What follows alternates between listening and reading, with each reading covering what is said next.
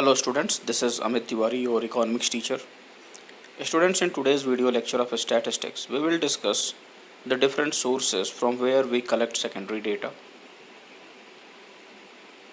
So the sources are published source and unpublished source. We will discuss published source first.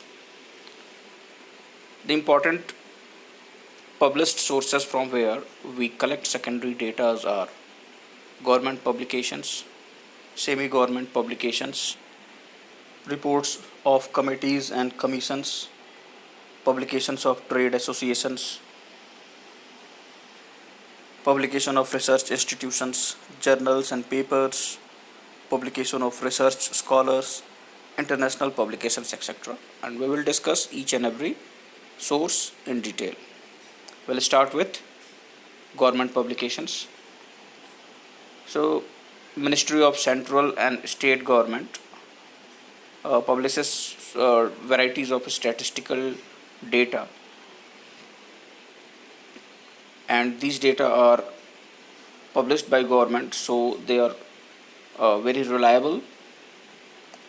For example, Statistical Abstract of India, Annual Survey of Industries, Agricultural Statistics of India, Reports of Currency and Banking, etc., Labour Gazette, Reserve Bank of India Bulletin, etc. These are some secondary datas which are published by government agencies, central and state government agencies. Now, semi-government publications. Semi-government bodies such as municipalities and metropolitan city councils, etc., they also publishes data relating to education, health, births and deaths, etc. And these data are also very reliable as they are produced by semi-government publications or semi-government institutions. Now, reports of committees and commissions. Different committees and commissions formed by government also publishes statistical information in their reports. Commissions like Finance Commission, Monopolies Commission, Planning Commission are some important commissions which supply detailed statistical informations in their reports. Finance commission हो गया, monopolies commission, planning commission, ये कुछ important commissions हैं जो कि government के द्वारा frame किए गए हैं. ये स्टैटिस्टिकल इंफॉर्मेशंस अपने रिपोर्ट में प्रोवाइड करते हैं. पब्लिकेशन ऑफ ट्रेड एसोसिएशन, कुछ एक ट्रेड एसोसिएशंस, कुछ एक बड़े ट्रेड एसोसिएशंस, वो भी अपने रिसर्च और स्टैटिस्टिकल डिवीज़न के थ्रू डिफरेंट डेटा पब्लिश करते हैं.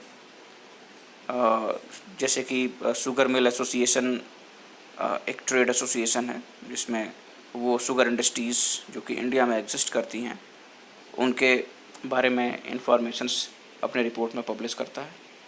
पब्लिकेशन ऑफ रिसर्च इंस्टीट्यूशंस, कुछ रिसर्च इंस्टीट्यूशंस जैसे यूनिवर्सिटीज़ हैं या कुछ इंस्टीट्यूशंस हैं जो कि रिसर्च ओरिएंटेड वर्क में इंगेज्ड होते हैं, वो भी स्टैटिस्टिकल इंफॉर्मेशन पब्लिश करते हैं.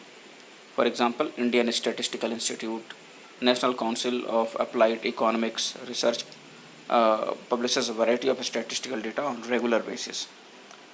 Indian Statistical Institute हो गया, National Council of Applied Economics, ये कुछ जो है ऐसे इंस्टीट्यूशंस हैं जो कि रिसर्च से रिलेटेड एक्टिविटीज़ में इन्वॉल्व होते हैं और अपने रिपोर्ट्स में रेगुलर बेसिस पे different informations, statistical informations publish करते हैं. जर्नल्स एंड पेपर्स, बहुत सारे जर्नल्स और पेपर्स अवेलेबल हैं जो कि सर्वेज कंडक्ट करते हैं और उसके अकॉर्डिंग इंफॉर्मेशंस पब्लिश करते हैं. For example the Economic Times हो गया, facts for you, etcetera. These are some journals and papers. Publications of research scholars, कुछ एक रिसर्च स्कॉलर्स के द्वारा किए गए रिसर्चेस भी जो है समय समय पर पब्लिश होते रहते हैं. International publications such as UNO, IMF, World Bank, ILO, these are foreign government institutions and some foreign governments also produces statistical informations on regular basis. There are some unpublished secondary data also, और ये जो unpublished secondary data होता है ये government organizations या different institutions अपने खुद के इस्तेमाल के लिए डेटा को कलेक्ट करते हैं और ये न्यूमेरिकल डेटा जो कि अनपब्लिश्ड होता है उसको भी सेकेंडरी डेटा के तौर पे इस्तेमाल किया जा सकता है। Now we will study the different precautions which we must take while collecting the secondary data. तो सेकेंडरी डेटा कलेक्ट करते समय सबसे पहले हमें कुछ इम्पॉर्टेंट क्वेश्चंस जो है दिमाग में रखने चाहिए, जैसे कि whether the data are reliable. जो भी सेकेंडरी डेटा हम इस्तेमाल करने जा रहे हैं क्या वो रिलायबल है। Whether the data are suitable for the purpose of inquiry. हमारा जो भी रिसर्च और इंक्वायरी से रिलेटेड जो हमारा पर्पज है क्या उसको उसके सुटेबल है जो भी डेटा सेकेंडरी डेटा हम कलेक्ट कर रहे हैं। And whether the data are adequate, और क्या जो data as a secondary data हम इस्तेमाल कर रहे हैं वो एडिक्वेट है या एनफ है, सफिशिएंट है कि हमारे रिसर्च को एकम्प्लिश कर सके। तो इन क्वेश्चंस को हमें अपने दिमाग में रखना चाहिए जब भी हम सेकेंडरी डेटा कलेक्ट कर रहे हैं। तो in order to assess the reliability, suitability and adequacy of the data, the following points must be kept in mind, like ability of the collecting organization। जो भी सेकेंडरी डेटा हम जहाँ से भी कलेक्ट कर रहे हैं पहले उस एजेंसी, उस इंस्टीट्यूशन की कार्य क्षमता की परख हमें होनी चाहिए।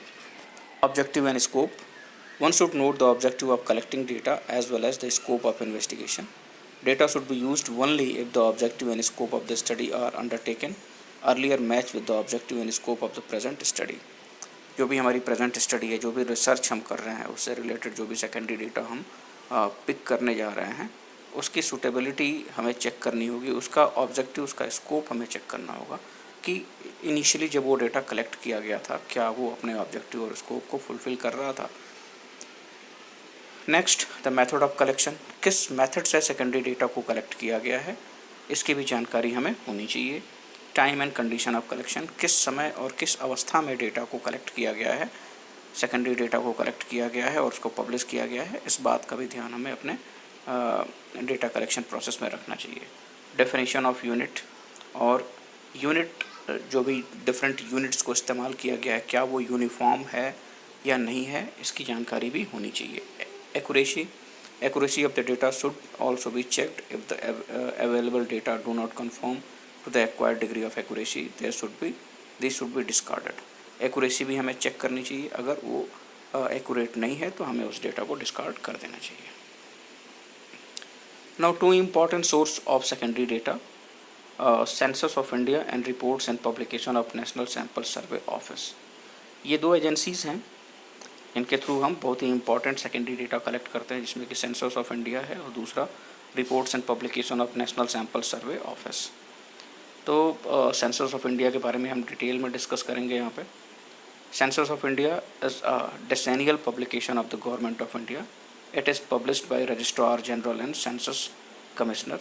जो भी सेंसस इंडिया का सेंसस होता है इंडियन गवर्नमेंट का, उसे registrar general census commission publish करता है। And it is very comprehensive source of secondary data. It relates to the population size and various aspects of demographic change in India.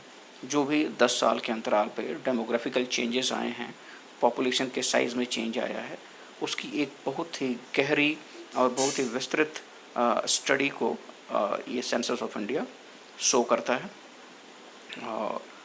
इसमें कुछ parameters को follow किया जाता है, जैसे size, growth rate and distribution of population in India. India में population का क्या डिस्ट्रीब्यूशन है, साइज़ क्या है, ग्रोथ रेट क्या है, पॉपुलेशन का प्रोजेक्शन क्या है कि आगे आने वाले सालों में पॉपुलेशन क्या रहेगा। जिस रेट से पॉपुलेशन बढ़ रहा है उस रेट को ध्यान में रखते हुए हम आगे आने वाले कुछ एक सालों में पॉपुलेशन का प्रोजेक्शन करते हैं। डेंसिटी ऑफ पॉपुलेशन, पॉपुलेशन की डिफरेंट जोग्राफिकल एरियाज़ में सघनता कितनी है, डेंसिटी कितनी है, और sex composition of population, male female और अदर जेंडर का क्या कंपोजिशन है हमारे टोटल पॉपुलेशन में। उसके बाद स्टेट ऑफ लिटरेसी रेट को भी हम इसमें इंक्लूड करते हैं। नाउ वी विल सी और we will discuss reports and publication of national sample survey office NSSO। अब NSSO के बारे में हम डिस्कस करेंगे। Reports and publication of NSSO is another important source of secondary data in India. ये भी एक बहुत ही महत्वपूर्ण सोर्स है सेकेंडरी डेटा का, और ये एक गवर्नमेंट ऑर्गेनाइजेशन है जो कि ministry of statistics and programme implementation के अंडर कार्य करती है। और ये जो ऑर्गेनाइजेशन है सैम्पल सर्वेस के through basic statistical informations different economic activities के संदर्भ में कलेक्ट करती है। और 72वां जो NSSO का सर्वे था जो कि जुलाई 2014 को स्टार्ट हुआ था और जून 2015 को कंप्लीट हुआ था, ये मुख्यतः consumption expenditure, domestic tourism and house hold consumption of durable goods and services पे बेस्ड था। तो कुछ एक पैरामीटर्स जो है ये इंस्टीट्यूशन भी फॉलो करती है, जैसे कि land and livestock holding क्या है, housing conditions and migration with special emphasis on slum dwellers, और employment and unemployment status India में क्या है, consumer expenditure in India including level and pattern of consumer expenditure of diverse categories of the people, जो different categories हैं लोगों की, उनके consumer consumption expenditure को भी स्टडी किया जाता है। Sources of house hold income in India, different house holds जो इंडिया में हैं उनके इनकम के क्या क्या सोर्सेज हैं, ये भी NSSO के द्वारा जो है कलेक्ट किया जाता है। इससे रिलेटेड इन्फॉर्मेशन भी NSSO के द्वारा कलेक्ट किया जाता है। तो unlike census of India, reports and publication of national sample survey are based on sample study of population universe. तो ये जो NSSO अपने सर्वेज़ को कंडक्ट करता है वो सर्वे बेसिकली सैम्पल सर्वे पे डिपेंड होता है। और सैम्पल सर्वे को हम अपने नेक्स्ट वीडियोज़ में स्टडी करेंगे कि सैम्पल सर्वेज या sample method of secondary data या प्राइमरी डेटा कलेक्शन हम किस तरीके से कंडक्ट करते हैं। इसके बारे में डिटेल एक चैप्टर है, इसको हम आगे आने वाले वीडियोज़ में स्टडी करेंगे। तो important agencies at the national level which collect, process and tabulate the statistical data: NSSO, National Sample Survey Office, RGI, Registrar General of India, DGCIS, Directorate General of Commercial Intelligence and Statistics, and Labour Bureau। ये कुछ important agencies हैं जो कि secondary data को collect करती हैं और उसे पब्लिश करती हैं। So student, this is for today and we will start a new chapter in our next video. Till then, have a good day.